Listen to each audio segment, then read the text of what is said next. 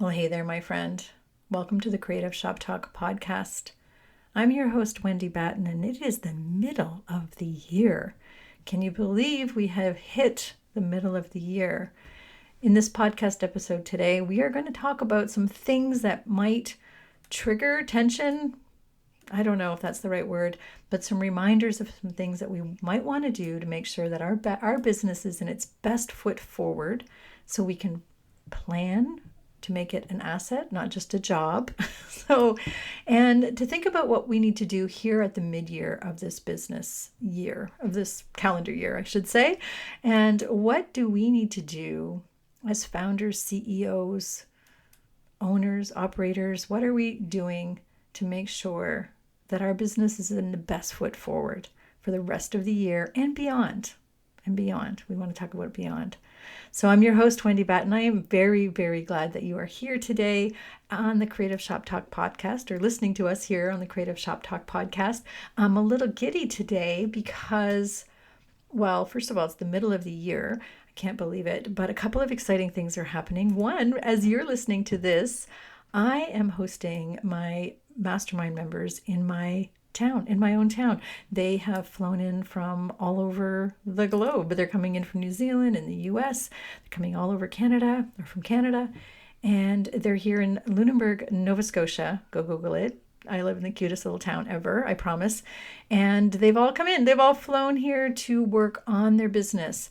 And that actually sparked today's podcast episode because I'm double dipping. I'm going to give you what I'm going to talk to them about a little bit. We're going to go a little bit deeper than usual. And I'm really excited because, as I mentioned, right now I'm probably talking about this with our members.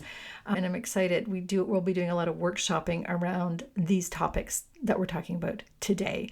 And I'm also excited, again, this has just been the greatest season for my clients. So I've been having a lot of conversations with clients about Q4. And of course, we need to be, talking about Q4. We've started talking about it in January at market, and then of course, moving through. And success in Q4 depends on being prepared, not panicked, prepared. So I've had lots of conversations with clients in how to be prepared for Q4, especially this year. Let's talk about it. We have to stand out. This is a year that I don't know. I feel like I've been saying this every year, probably since the pandemic or COVID. I guess it's every year there's been something different. This year feels a little different again, and so we're not going to be looking at the negative things. We're going to be looking at how do we win retail in Q4. Holidays are coming. People are going to shop. Why not choose you? That's our mantra all the time. So I put together something kind of exciting that I'm very happy, and my team and I have been pushing to get the retreat ready, our mastermind retreat ready. And now we've also been putting together a new program for you. So we're calling it Camp Q4. So I'm hoping that's clear as mud, because I tell you all, make it clear. So I'm running a brand new 3-week experience. So it's called Camp Q4. It's something that I really, really, really want you to hear. I want you to hear that you can have a really great summer and a really great Q4. I went to camp. I've done summer camps. We've done summer camp programs before. I went to camp. I love camp. So we're not going to be sacrificing and going deep diving into everything. Okay, you guys, can you hear? There's seagulls outside my window. I'm sorry again. I know that that's been a common thing, but here we are. It's seagulls. Okay, so I'm just going to remind you that you don't have to sacrifice the summer. You don't have to beat yourself up. You don't have to sacrifice any summer. Just coming and being prepared. So we are going to, in Camp Q4, that's what we're going to do. We're just going to have fun and make it light and easy and get you prepared. So a little bit of summer camp energy, if you will, I guess. Maybe you didn't go to summer camp, but summer camp's fun, but you also learn. I'm going to tell you a side note on this, that all of my years of camp, I went to camp all over the place. I grew up with a family. My dad was the head of the Canadian Camping Association. And anyhow, I grew up in a lot of camps across Canada. And leadership is, when I look back, leadership is what I came out with. And that's what we're going to do in our camp. We are going to learn new skills. We're going to sharpen our skills and we're going to be prepared. So Camp Q4 is 3 weeks. It's 1 hour a week in July. I've got early bird pricing for you right now. Head over to wendybatten.com/camp and grab a spot. I'm serious. There's only going to be limited spots. We have not decided how many. I'm going to be honest with you. We haven't decided how many, but we don't want like a massive group in there. We don't want too many, but I want to give you everything that you need. And again, it's an hour. It's going to be, okay, I'll give you the dirt. It's going to be an hour-long session with an extra half hour for Q&A every week. So we're going to, if you want to stay, you can stay. If not, we're going to have a program for you, time for Q&A, but then extra, I'm going to stay. My plan is, my schedule is blocked for that extra half hour every day. So 3 weeks in July, and we are going to price it, an early bird pricing for you. So go grab that spot while it's there. I don't want you to have FOMO. I want you to have a good time. I want you to join us. It's going to be laid back. If you've worked with me before in any container, you know that I deliver strategy around what, and I tell you to do it your way. So there's not like you have to do it this way, but we're going to get you prepared. I'm also going to break it down so you know what to prepare for. I know you know about inventory. I know you know that, but we're going to talk marketing. We're going to be digging into what numbers you really need. Don't be scared. We're going to make it fun. We're also going to talk about marketing to get you to those numbers. And we're going to talk about and share ways to be prepared with your team and your operations and all of that. So Camp Q4 is open and we would love for you to register and become a camper with us. So how's that for cheesy? And be prepared for all the camp jokes, because that's going to happen. We are even going to have a campfire night. I tell you, we are doing it all. Okay, let's jump into today's episode. Let's talk about the middle of the year, mid-year review, how and what and all the things.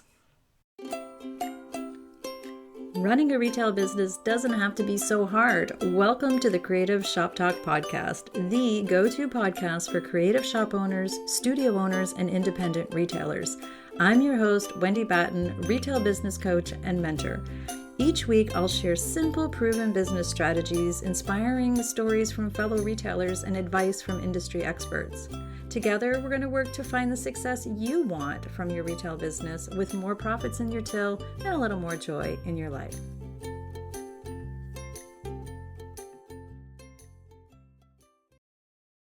Okay, I work with a lot of really savvy, ambitious retailers, but the primary client that I have, the people that come into my world, if you will, they are life first. They want to run a business that supports their life. They're not about the hustle. They're not about just selling widgets or things.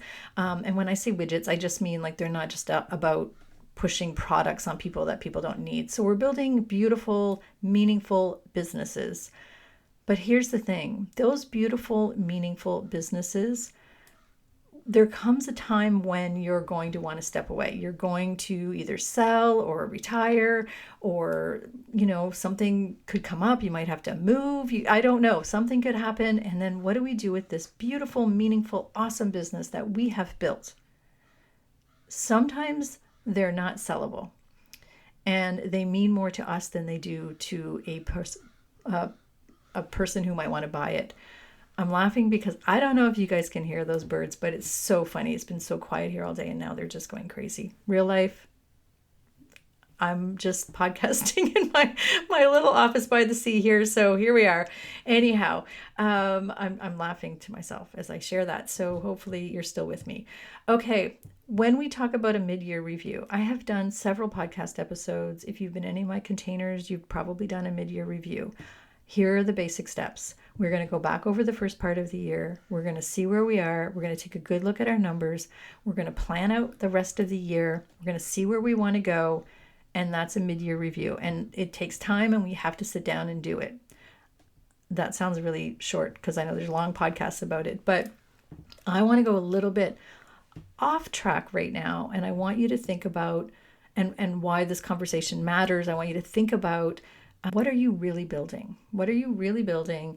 Is it a job? Are you building an asset? Are you building a business that is an asset?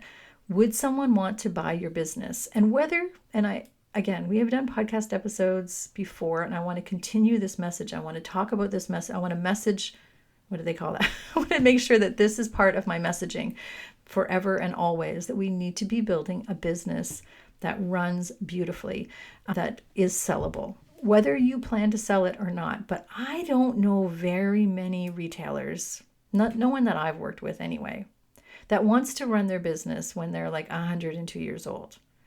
At some point in time, this business will evolve. This business will change hands. Even if you are the face of the business. My story is that I was the face of my business and I definitely sold it. So we want to make sure that it's totally possible to hand over, I like to say, a business in a box. Here you go. Here it's all sellable. So a few things that the conversations I've been having lately around are making sure that you're building a really healthy business, that you're building a business that feels good to you, building a profitable business, right? No one is going to no one wants to buy a business that you're leaving because you're stressed, or no one is going to buy the hustle. No one wants that. I want you to think about somebody who's 10 steps ahead of you. Let's just say that might not be the person that buys it, but somebody that's 10 steps ahead of you in business acumen, and they want to buy your business, and they're looking at your business with lens of, I'm looking at buying something that's profitable and healthy and good and feels good. They're not going to buy just because you put your heart and soul into it. They are not going to buy because you love it and it's your passion project. They are not buying any kind of I like to say emotional attachment. I just said that to a client the other day. She's like, but I love this business. And I'm like, no one cares. I mean, your customers care and your culture and all that, but the buyer doesn't care. So what they want to buy is and I mean, this is anybody. If you are looking right now, if you are listening to this podcast and you are considering to buy a business, do not buy something just because, they just built this beautiful, lovely business. No, you want to buy something that's profitable, that has systems, that's predictable to a point. Everything is weird in retail, as we all know. But you want to buy operational stability, right? You want to make sure that this business is making sense. I have seen so many, another side note, it's what Wendy does. I have seen so many businesses being purchased that are just a mess, just a hot mess. And then they come to me and they're like, okay, here's what I bought, but it's really messy. And I'm like, yeah, that's why she wanted to get out, right? So now you've got to make sure that you are not messy. You don't have, we can't sell chaos. We can't sell or scale chaos.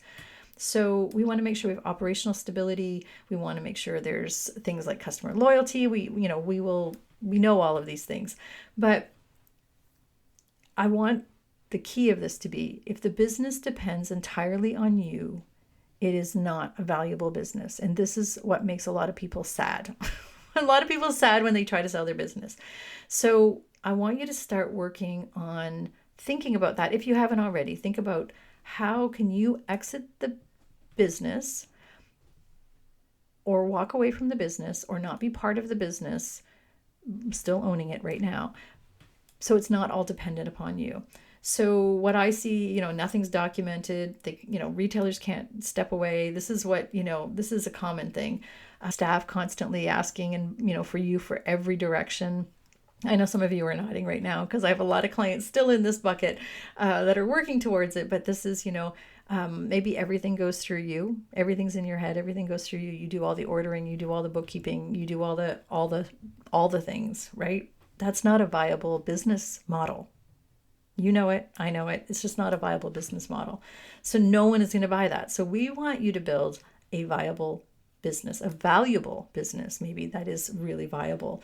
So a couple of questions that I ask my clients quite regularly is, could you step away for a couple of weeks? Just something happens, you have to leave for a couple of weeks. I know, you might have to prepare a little bit, but could you leave for a couple of weeks vacation easily? What would break? what would happen and what would break, or would anything break if you had to step away for 30 days? This is a heavy one. This is a hard question because depending on the size of your team, depending on the business that you have, but think about it. This is where we're headed. We want to make sure that we could hand things over. So maybe right now you are doing the ordering, but is it all documented so you could say, hey, I have to leave for 30 days. Here's the playbook, Susie. You get to do this now. Could you easily hand that off? Do your team know, do they know where like deposits are and how to do the banking? And do they know everything can't live with you? Do they know?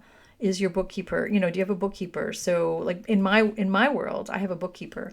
So as a coach and as a side note here, even my business where I am the deliverable, I am the coach, my team could operate for a couple of weeks without me. I have set myself, or I'm setting myself up.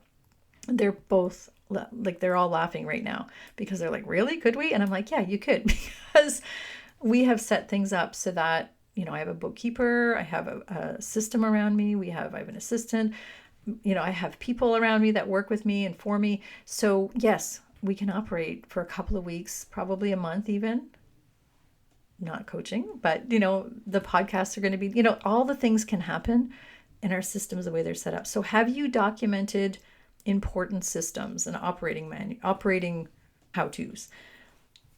Just a question, Also, another thing that retailers this time of the year really, again, kind of like mid-year, thinking about what could we do for the rest of the year? Where can we start taking baby steps, micro steps, I like to call them, into making sure that these things are taken care of. So thinking about your revenue. So your revenue does not matter.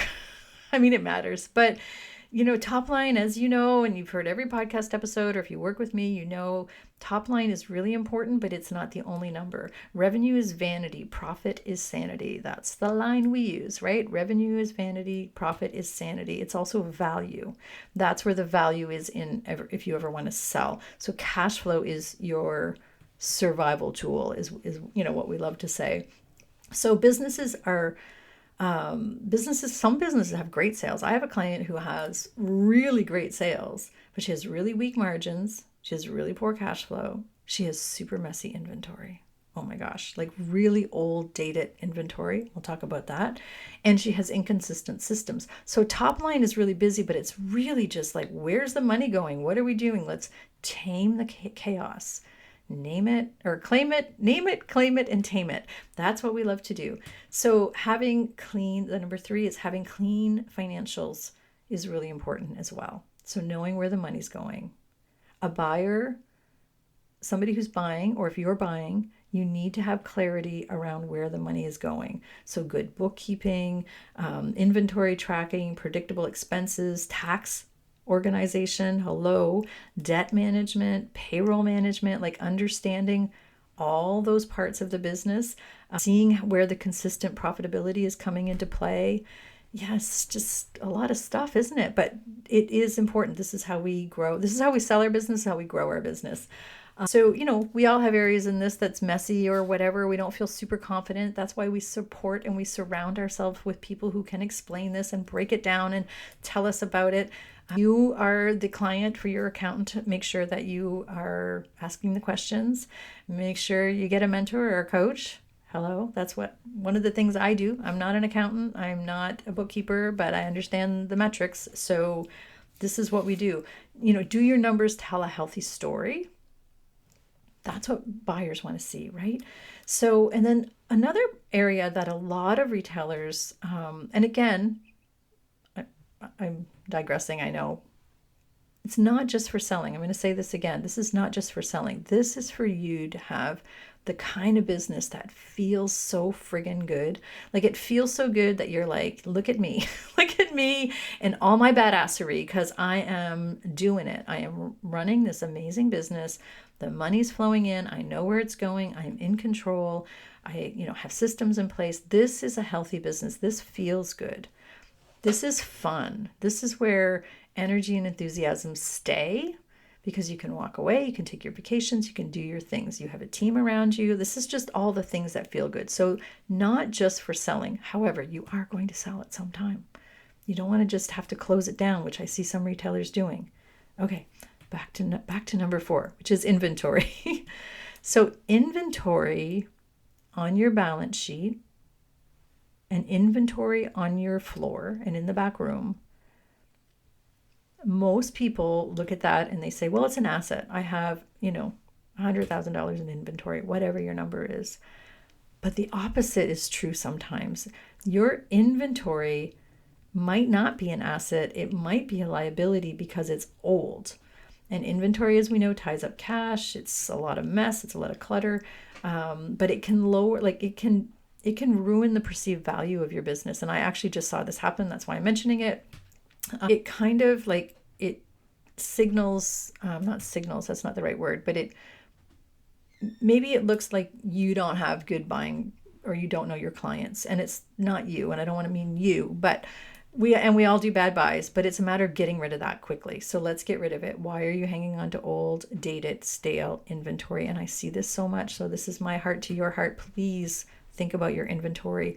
So you want your inventory to be an asset. You want it to be fresh. You want it to be not stale dated. You want it to be something that customers buy, that it is an asset. It is not just look at all this stuff that I have and is worth something. Because if you go to sell, or if you want to do anything with your business, that inventory, it's not going to be worth anything. And we think it is because it's sitting on our balance sheet as an asset. Anyway, that's a whole other conversation we can have together. So if you ever want to connect with me, we can talk about that. So thinking about how much aged inventory do you have? Are you buying intentionally, emotionally? Are you using an open to buy plan? Again, if you're in any of my containers, you have an open to buy plan, masterclass inside our Retailers Inner Circle for you. It's not just about the number in inventory. Okay. Systems, we all know systems. Systems sound so boring, but systems really are, when I say, and I kind of joke about, here's a business in a box, that's what you're selling. So making sure that you have all your procedures, even your marketing, not just like how we do things, but also how we market. And here is our operational manual. Here's how we run our business. That is important. There's so many pieces to that. Every undocumented process, like everything that's undocumented, it's like a notch towards not wanting to buy your business. That didn't come out right, but hopefully that makes sense. And having predictable revenue. So predictable revenue just means we can look at some things. Maybe it's recurring. Maybe you have subscription boxes.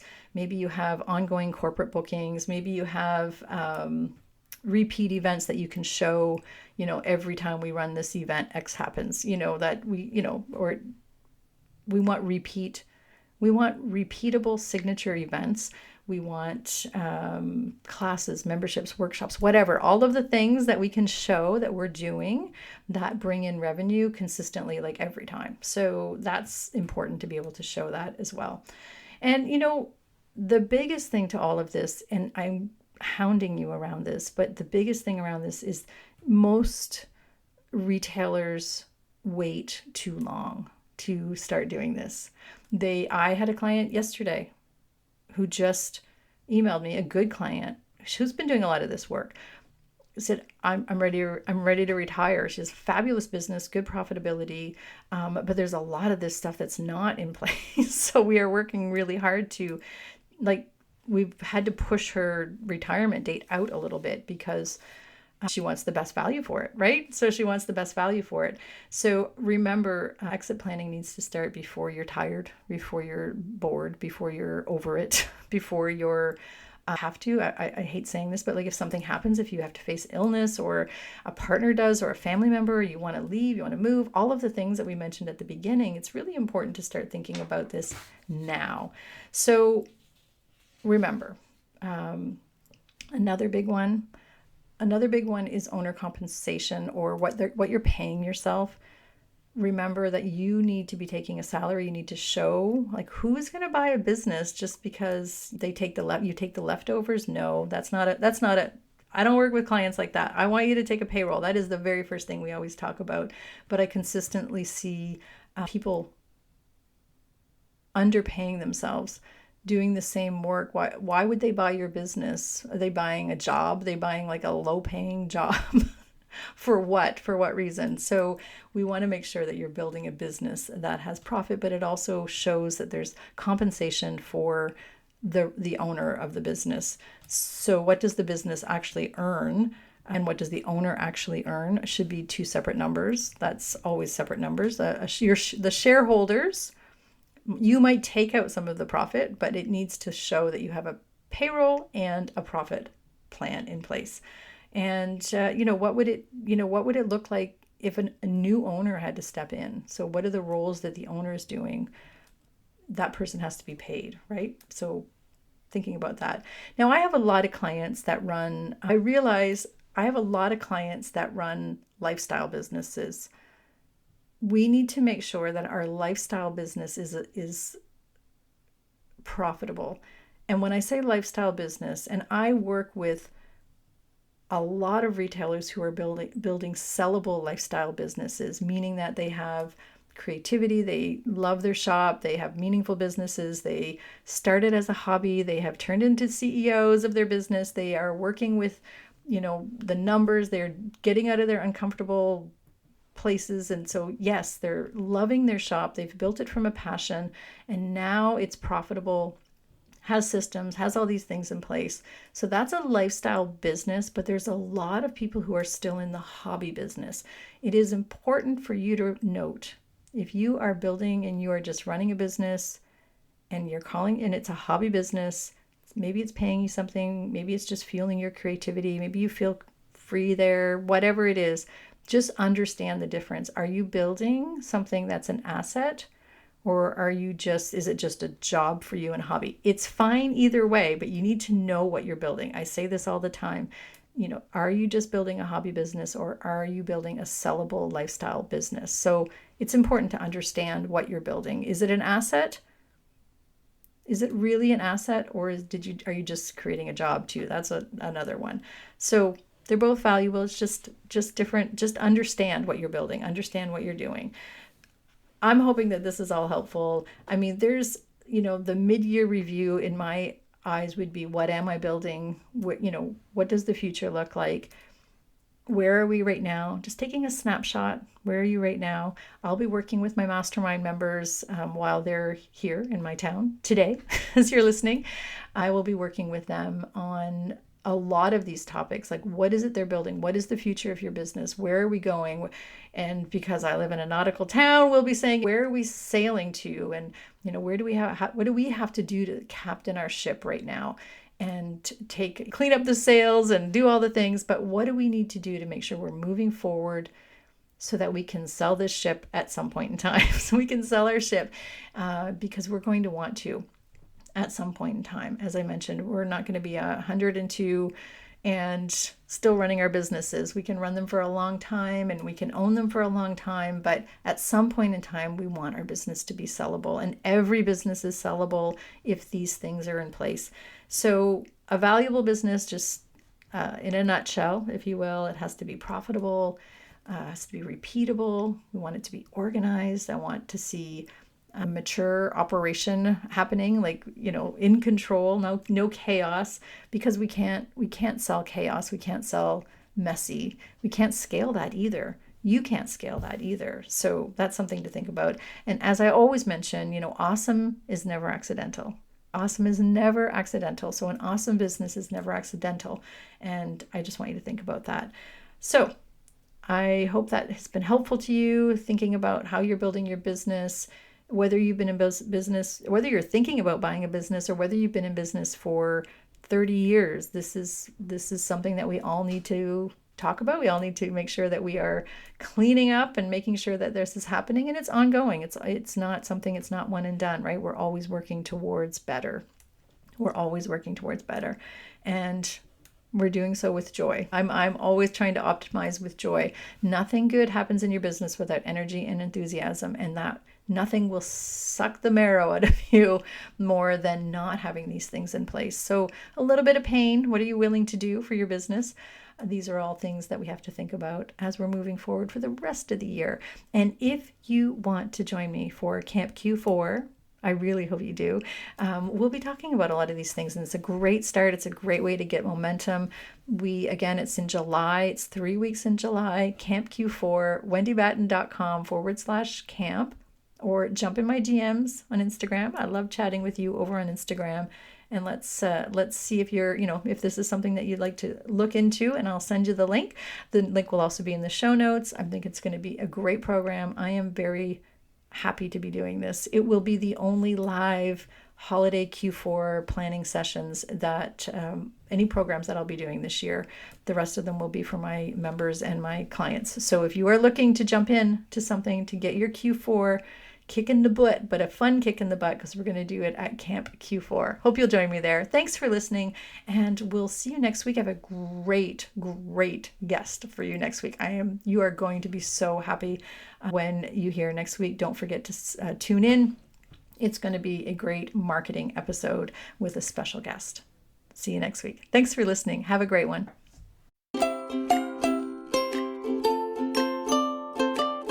Well, that's it for this week's episode of the Creative Shop Talk podcast.